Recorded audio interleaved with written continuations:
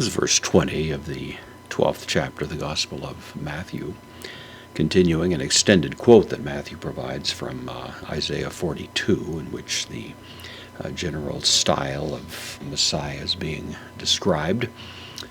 This 20th verse now continues that quote, so we have the word kalamon. This is from kalamos. Kalamos is a word that means a reed. It has had a rather broad use in the New Testament and Revelation. John speaks of a measuring reed. It can also mean, for example, in 3 John, a pen, a quill. So the point is it can be used broadly, but its fundamental idea is a reed that grows in a marsh, something like that, which is not known for its rigid backbone anyway. And then he adds to the description, sun tetrimenon. This is from suntribo. Has the idea of crushing something, of bruising it, but bruising it really to the point of rather damaging it deeply. It's a rather strong word here. And so a bruised reed is the idea. You would have a reed that was already a little shaky, in its stamina, and then it's bruised. It's brought to the point that you could hardly think it would stand up on its own, would be the idea. And then he says with the negation u, kateagze. Kateagze is from katagnumi. Katagnumi actually is resting on an underlying verb, hregnumi. Hregnumi means to break something. The additional kata here, katagnumi, means to break it rather substantially, to break it down would be the idea. It means to break something, break it into that idea. So a bruised reed he will not break. Really the whole point of this is to address rather dramatically the notion of the gentleness of Messiah. He's not going to come on like gangbusters, being a powerful figure that's going to destroy things in his wake, that idea.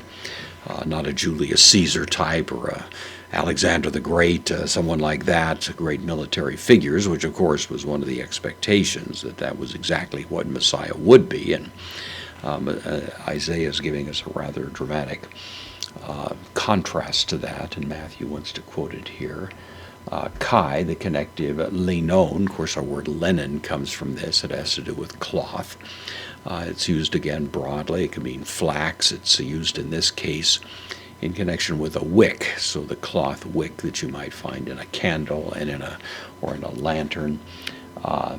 Tufomenon. This is from tufoo, means smoking, the idea. So it's a smoking, flickering wick in a lantern, barely clinging to, be able to put out its light.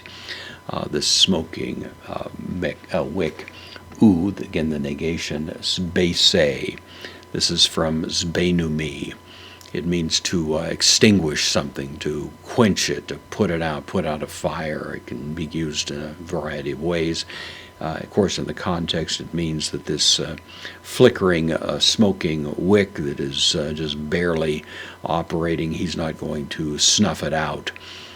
So all of this, of course, is going to the rather surprising character of Messiah, very much unlike the expectations.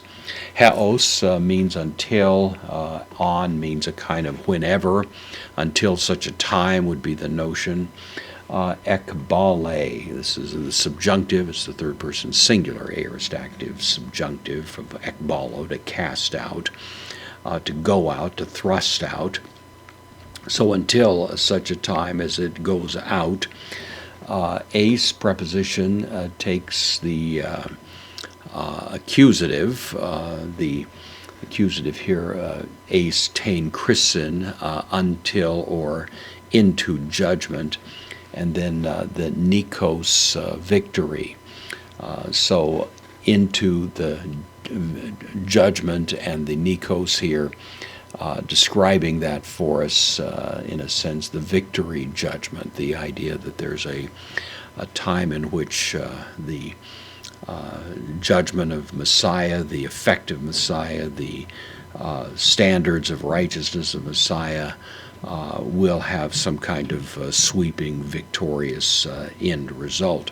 Of course, it gives us a great deal of hope and expectation in the gradual development of the kingdom in history, that there's a very gentle kind of style to Jesus. He doesn't use bazookas and bombs and hand grenades and that kind of thing to get it done, but gradually, in spite of the apparent weakness of his tactics, nevertheless, there's a victory to be realized, and that victory is going to be realized in the form of establishing great standards of justice and righteousness and that sort of thing.